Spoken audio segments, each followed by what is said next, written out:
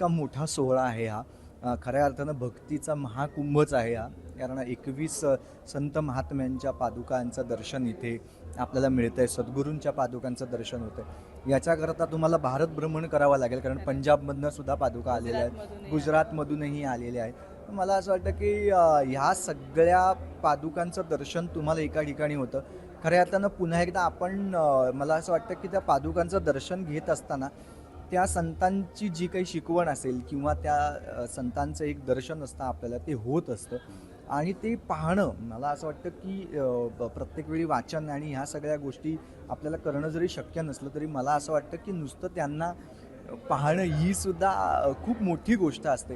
त्यांच्याकडून इतकं नुसतं त्यांचे फोटो पाहता, त्यांच्या पादुकांवरती आपण मस्तक ठेवल्यानंतर सुद्धा इतकं डोक्याला छान वाटतं, शांतता आपल्या संपूर्ण आत्म्याला लाभते. मला असं वाटतं की ही गोष्ट अतिशय महत्त्वाची असते आणि तीच गोष्ट आज आपल्या सगळ्या धावपळीच्या जीवनामध्ये ती निसटून गेलेली आहे. म्हणून मी सगळ्यांना अतिशय मनापासून विनंती करतो की हे 3रं वर्ष आहे, पण मी पहिल्यांदा आलो आहे. तर तुम्ही असं करू नका. तुम्ही देखील जे अजून राहिले असतील त्यांनी ह्या वर्षीच ह्याचा लाभ घ्या. 2 दिवसांचा हा सोहळा आहे. डोमसारख्या परिसरामध्ये प्रशस्त जागा आहे. सकाळने अतिशय उत्तम आयोजन त्याचं केलेलं आहे. गर्दी होणार नाही, काही नाही, व्यवस्थित तुम्हाला दर्शन मिळेल. कशाला भटकतो आपण म्हणूया ना की भारतभर, अरे इथेच जर डोममध्ये आपलं दर्शन होतंय तर कशाला आणि खास आपल्यासाठी त्यांनी आयोजन केलेलं आहे, तर आपण या संधीचा खरंच पूर्णपणे लाभ घ्यायला हवा असं मला वाटतं.